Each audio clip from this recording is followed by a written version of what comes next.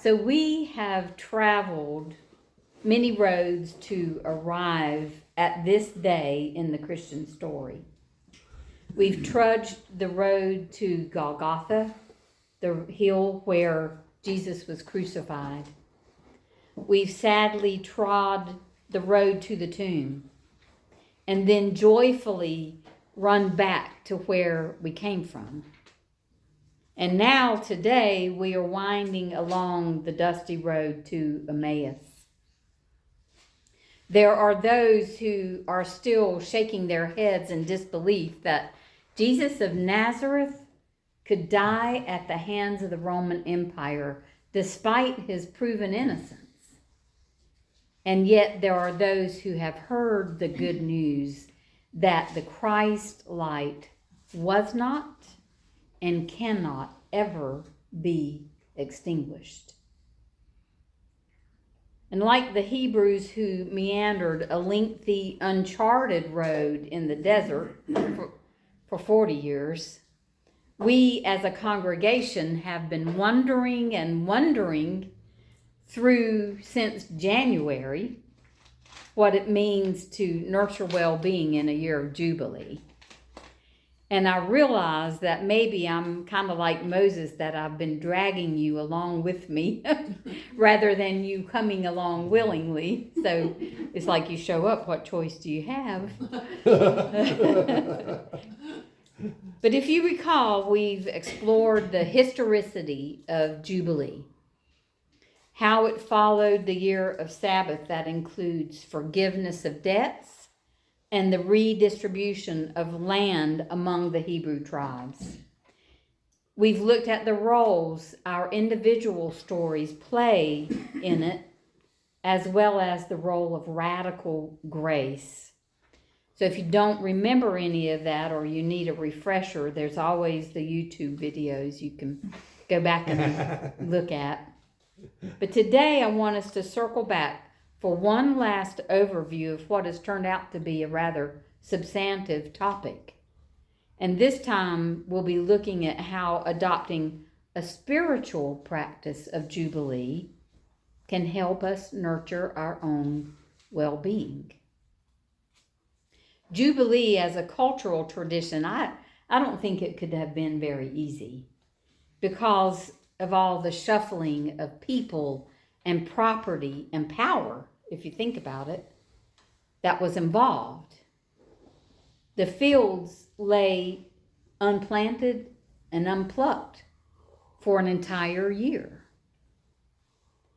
And Jubilee isn't something we come across in the history books or in the headlines very often, with the exception of this year being declared a year of Jubilee by the Catholic Church, the same time that we began our exploration. But Jubilee can be so much more than a scriptural frame of reference. It goes beyond any historical Hebraic context. A richer, deeper meaning of Jubilee is contained within its profound spiritual meaning and the ancient wisdom that started it to begin with. So to frame our exploration, I want to read for you some abbreviated words from the Christian Gospel of Luke. That's the basis of all of this. And it is actually based on the ancient Hebrew texts from Isaiah and Leviticus. And it's Luke 4. And like I said, it's abbreviated. When Jesus came to Nazareth, where he had been brought up, and read from the scroll of the prophet Isaiah, "The Spirit of the Lord is upon me, because the Lord has anointed me to bring good news to the poor.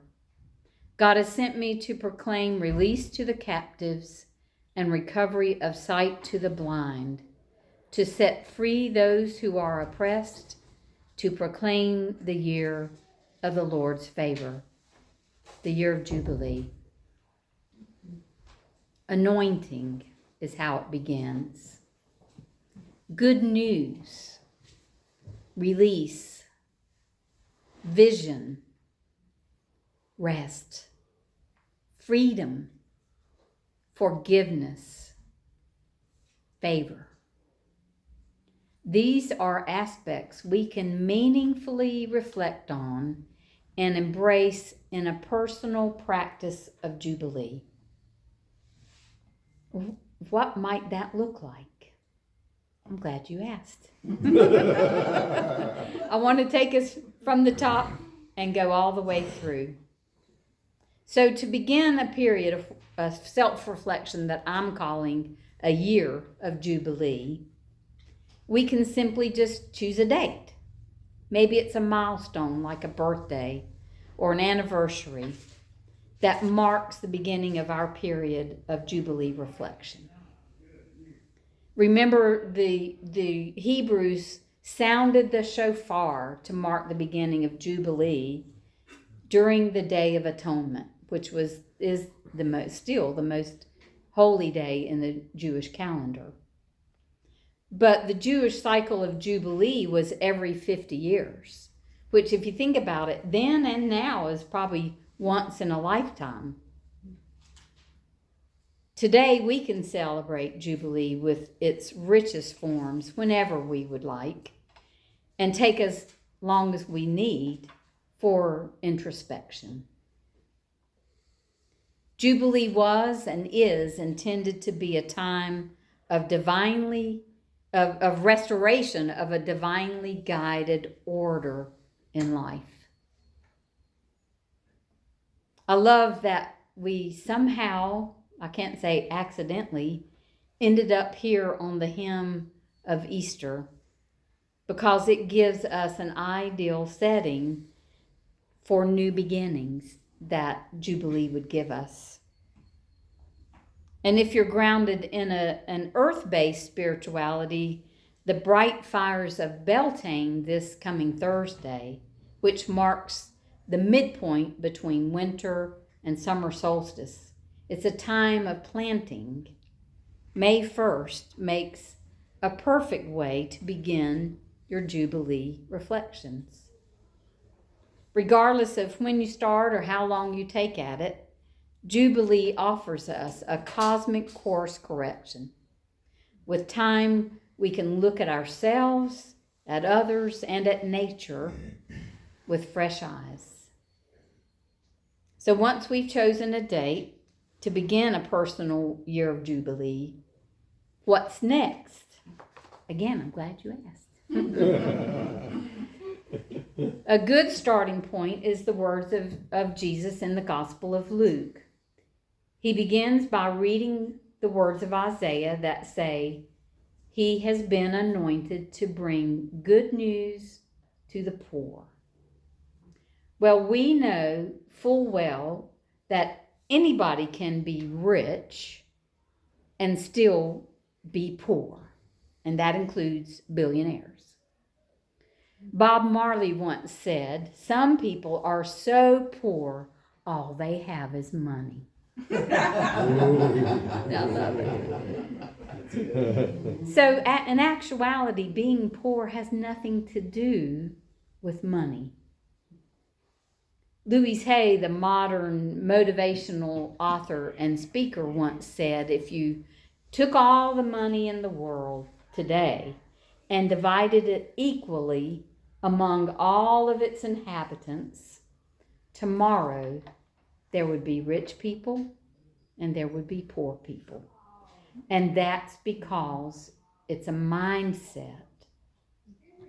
So the good question to start off your Jubilee reflection is, where is it within myself that I feel poor?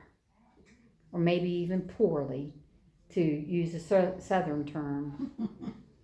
Maybe you're surrounded by clutter, whether that's physical or mental or emotional stuff, baggage. It keeps you distressed and distracted. Could it be that you're feeling as though you don't measure up because you keep comparing yourselves to others? That'll leave you feeling poor, especially among Quakers. It's like, oh my goodness, look at what they're doing.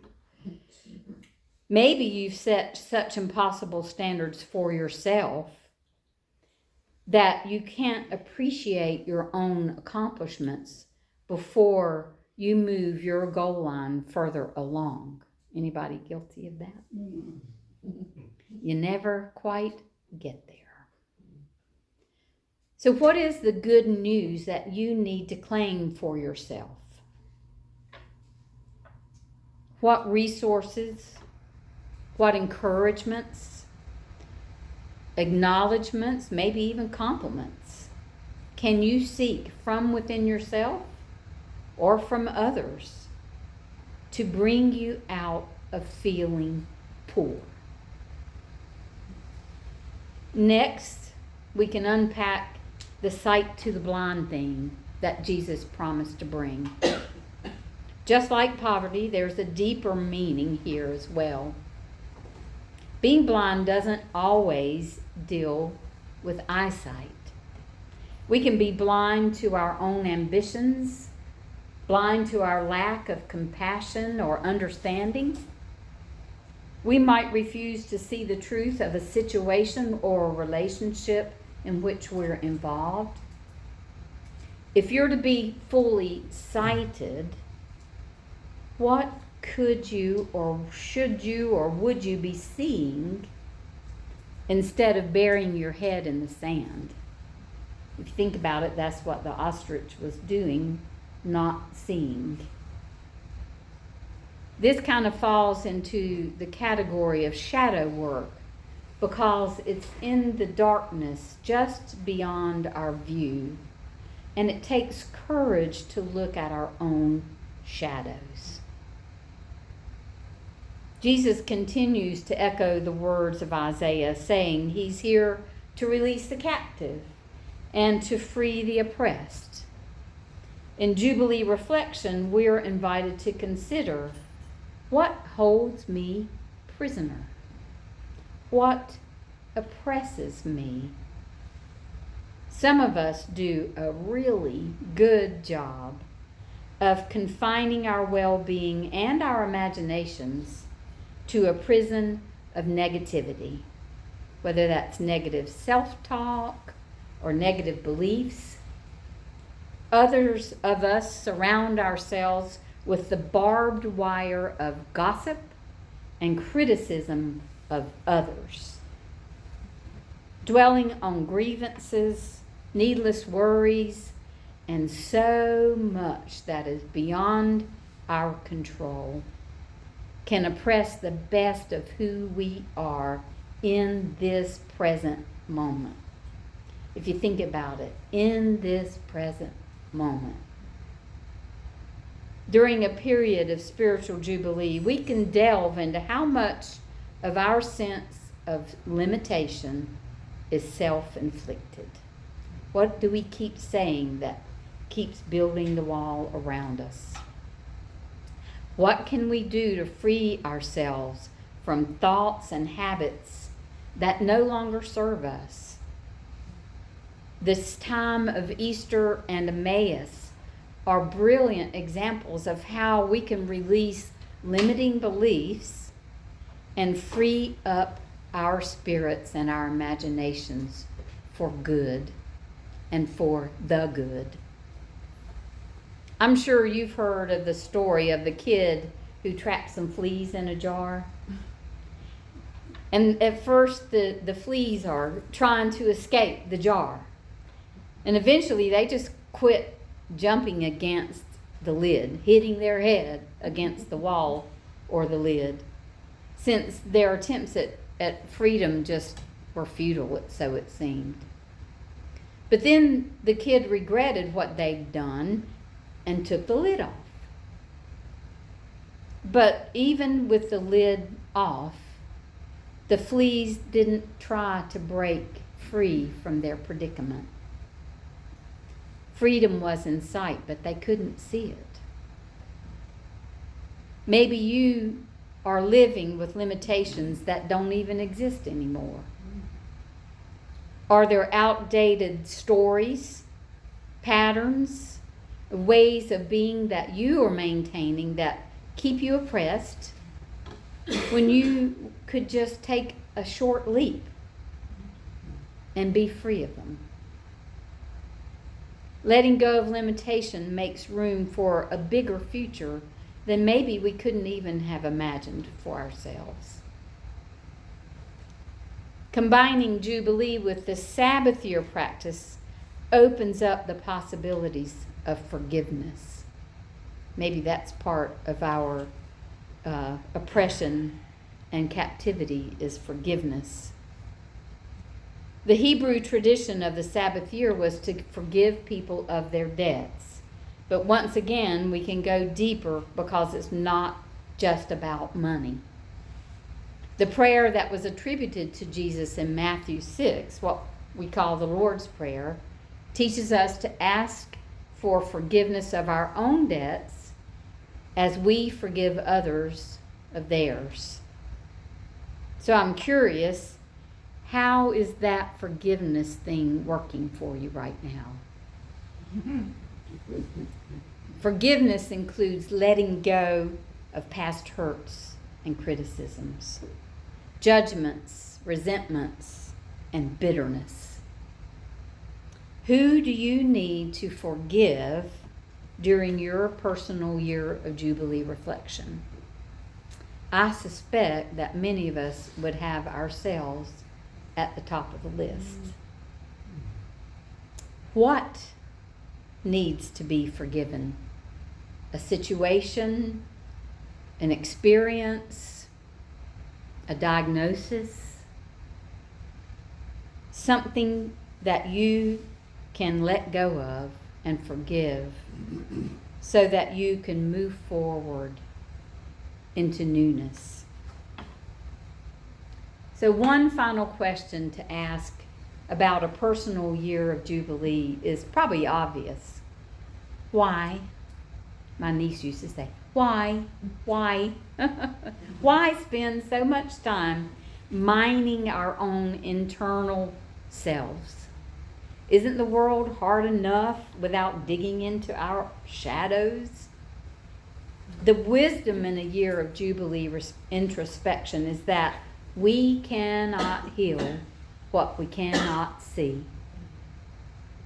And we cannot build a brighter future living in our comfort zones. In doing so, we gain clarity. And clarity makes room for liberation and forgiveness and change.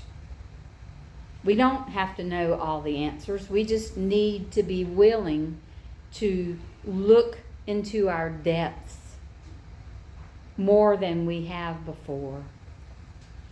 Isn't it from the pattern of Quakerism, reflection, action, reflection? We're able to live more authentically from the core of our being, where that inner teacher dwells. Studies at the Heart Math Institute have shown that authenticity has the highest vibration of any human emotion, including love. Authenticity. People can sense our authenticity, and that gives them the opportunity to also live more from their authentic selves. And if you have struggled and tried to live authentically, you know that that isn't always taken up by the other person, but it gives them permission to be authentic. Jubilee reminds us of that interconnectedness of all humanity.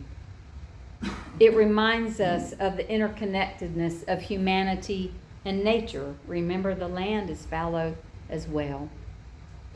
It also reminds us of the interconnectedness of humanity with the creative force that dwells within, around, and beyond us all.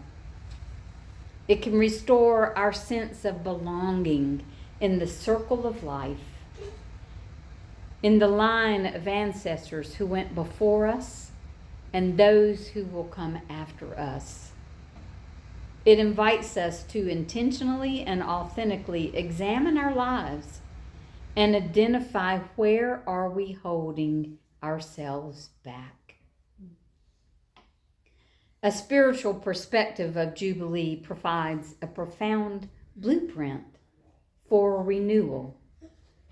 By embracing its principles of healing and forgiveness, freedom and favor, we can imagine and nurture a world that reflects our highest spiritual values, whether the rest of the world is living that or not.